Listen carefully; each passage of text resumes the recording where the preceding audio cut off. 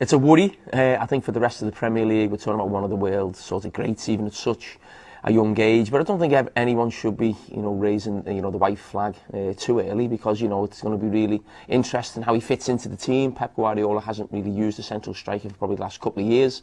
Still been very successful, so it'll be really interesting to see how he settles. But from a league's point of view, I think it's fantastic that we've got one of the the world leading players right now joining our league, and that doesn't always happen. Certainly at a young age, and you think a lot of his best years are going to be in the Premier League. So really exciting for everybody to watch, but obviously going to be a tough proposition next season to stop Manchester City. And in what ways might City change having a proper number 9?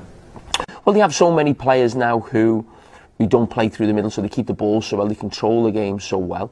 Maybe they'll lose a little bit of that. So, I don't think it's a foregone conclusion that means, City are going to win everything.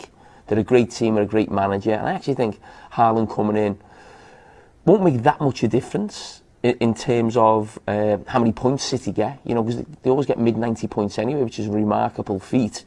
He may just be brought in to make that difference in those games where you think they just fell short. Maybe more the Champions League than the Premier League, actually. How do you think he might change himself as a player under Pep Guardiola? Well, he'll change, he'll evolve, he will still have a lot to learn. He's a young player, and you're learning off one of the greatest coaches in world football.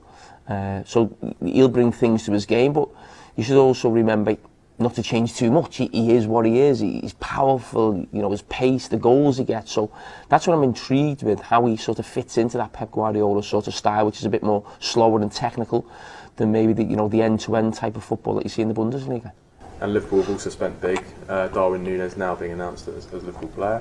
How do you think that's going to go? Well, Liverpool under Jurgen Klopp normally get the recruitment right, certainly when they spend big, and the type of figures we're talking here, that's what they spent on the goalkeeper and Van Dijk, and they made a huge difference.